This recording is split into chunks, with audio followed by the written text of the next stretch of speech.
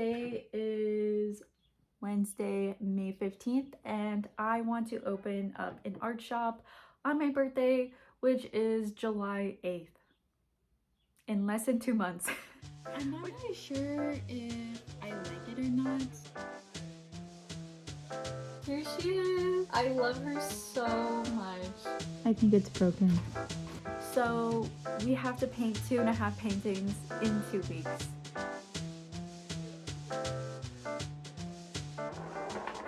I am also going to cut off excess stimulation. So I'm gonna cut off all social media, video games, movies, TV shows. Okay, let's do it.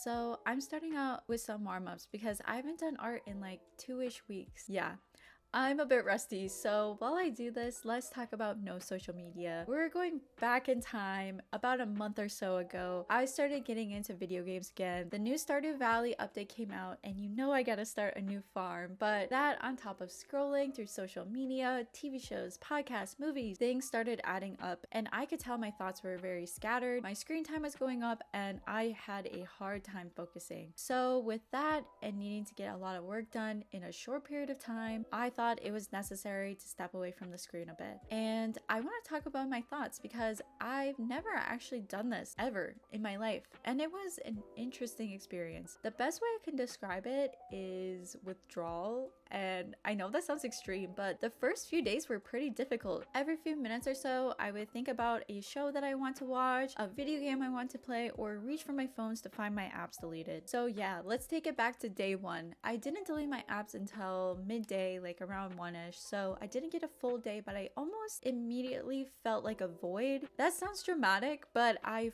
fully realized just how much time I have in a day because the only options I was giving myself were art, chores, reading, or exercise. That's it. I mean, I could always just sit and stare at a wall too. To say the least, art was super easy to get into, which is never the case for me, especially after taking a break. And I also want to mention, I did this challenge through the whole week. So after doing art, I didn't allow myself screen time either. So my brain felt so empty. For me, I feel like I'm constantly having a million things going on in my head at all times, but I could feel it just dwindling. And I think that's boredom. Genuinely haven't experienced this feeling since I was a kid. I did realize that I wanted to snack a lot, and I know that was probably out of boredom, but it worked out because I had a whole pineapple cut up and I needed to eat it in the next few days, so it worked out. Day 2, I started off painting and I was pretty rusty because of this. My patience was running low for myself. I could tell I was getting a little frustrated, but this is what I get for not doing art for like half a month. It was a painful experience, but I just pushed through it because I really had no other option. I bring this up because on days like this, usually I would reach for my phone and the process would take much longer to complete, like adding hours onto it or even days, but I did complete this painting in less than a day and felt like I could do more. Honestly, I just ran out of watercolor paper, so I couldn't start the next painting yet. As for boredom, I think this is one of the worst days for me. Every 10 minutes or so, I would think about a TV show that I've watched in the past and be like, ooh, I should rewatch that. And remember, I can't. I swear this went on all day, which is kind of funny because I don't watch TV that much, so it's interesting that out of all things, this is what I couldn't stop thinking about. I would say though, not having my phone makes me transition to a new task or something I genuinely have interest in doing much faster. For example, once I'm done working or done doing a task, I usually sit down on the couch to take a little break, and with that I pull out my phone and go down the rabbit hole of scrolling through social media. Once I'm done with that, I realize how much time has passed and feel really guilty because I could have crocheted or learned the guitar or watched a whole episode of the show that I want, but instead I just feel like I was wasting my time. But not having that option, I kind of just sat in boredom and then picked up what I wanted to do in like less than 10 minutes. So I had a lot more time to do things that I want between work and chores, which was super fulfilling. Overall, this experiment made me realize just how much social media, especially short form media, affects my daily life. Anyways, because I was so bored, I decided to do some late night art, which I almost never do, and start experimenting with sticker ideas. I made maybe 1 or 2 stickers in the past, but they never turned out great. So this time I want to practice and experiment until I land on something I love. So because of that, I made a lot of little illustrations, which is not something I have a lot of practice in. Illustration is a skill I need to work on, so I don't think I did anything I necessarily love, but it was fun working on a new creative skill, and I did end up working on these for a few hours until I needed to go to bed.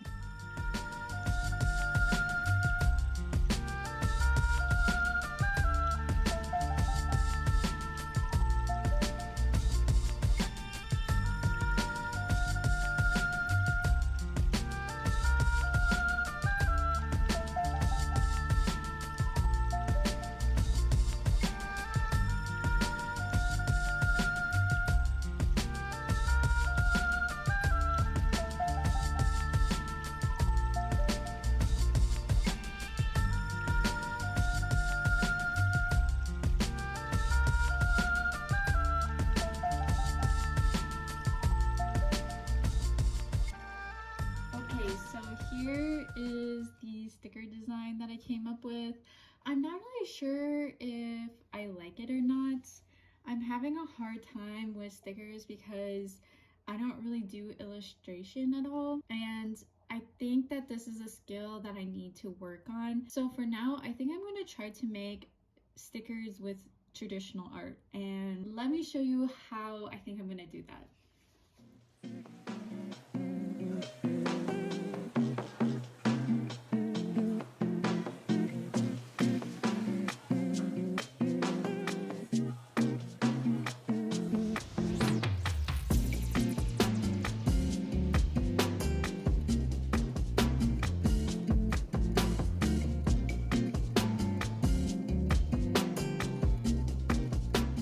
Okay, let's experiment with some traditional art stickers. I love my pencil drawings, but never know how to incorporate it into my artwork since my finished pieces are usually paintings and drawings are usually just for fun. So I thought I would draw a pencil sketch and upload it into Procreate, change the color, and play around with the design. That way I can still keep the vibe of my art. I think my digital art and illustration suffer because I don't have the right brushes or tools to know how to replicate or even create something similar in a digital format. So by doing this, I'm hoping it feels more like me. I had this idea of a girl floating in water with bubbles around her, which was so fun to draw. I love how it turned out, and it was such good practice for full body sketching. I do have to say that I felt really cool to be able to draw all the tiny details in their face with this thick lead. To be transparent, I've only been able to draw this well since the beginning of the year. I've been doing art for a while, but never took anatomy or the basic skills seriously, and in January I just decided it needed to be done. So for the past 5 to 6 months, I've been doing anatomy practice almost every day, and my skills have improved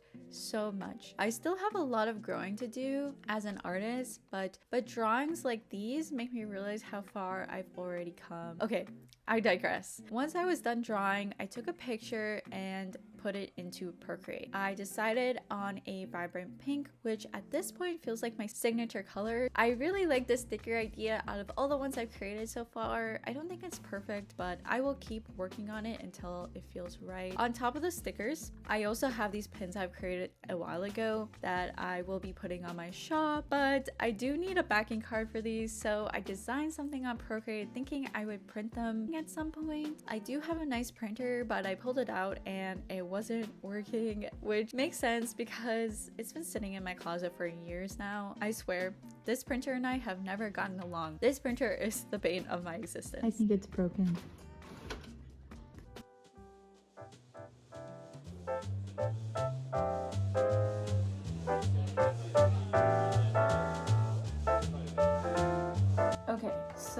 decided on a 14 by 11. It's a common frame size, which is an issue that I ran into on previous paintings, that I painted a weird size and I can't find a frame. And if I'm going to make prints, I would like it to be easily frameable for you guys. So I think that we're gonna have to go to an art store to pick up a large piece of paper for this one.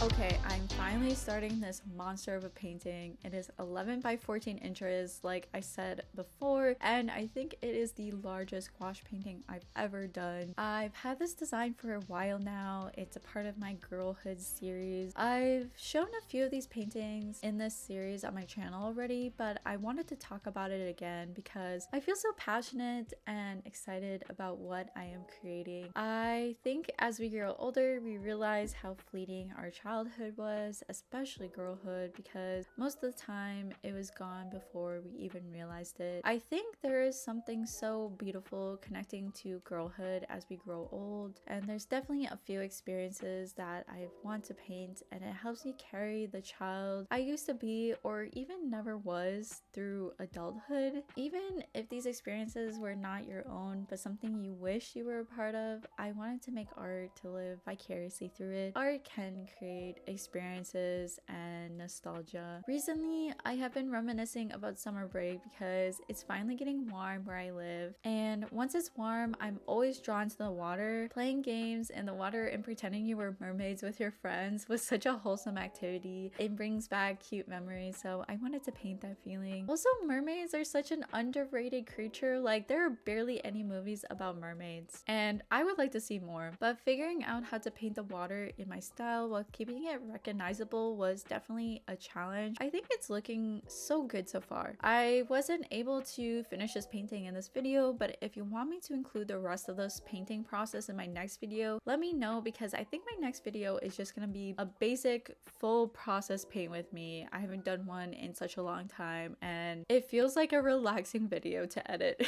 So yeah, I'll let you guys watch the rest of the video.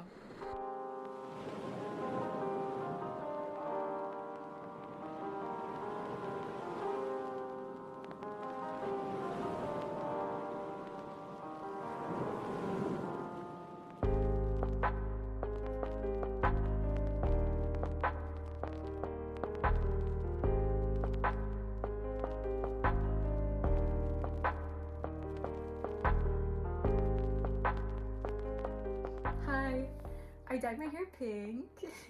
I'm so excited because I haven't had my hair done in years now, so I just feel like myself again. Pastel pink is my color, you know?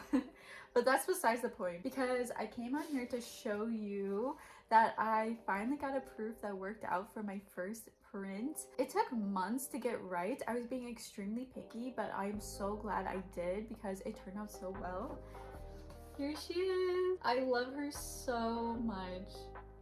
I got this done at Cat Print, and they were so helpful and lovely to work with. I was being so picky and they were accommodating for all of my requests, and I really appreciate it. But yeah, I went with the cotton paper because it's very similar to the original. If you put this up against the original, they look pretty much exactly the same. which is what I wanted. So each one of you can have your own little original piece of art. And yeah, I am so happy that I'm finally making steps towards opening up a little art shop. And even if just one person buys a print from me, like, I put so much love and care into every little piece, and I'm just so happy to be finally sharing my art with you guys. I guess this is a good ending to this video. So yeah, thank you guys so much for watching. I really appreciate you for sticking till the end, and I will see you in the next one. Bye!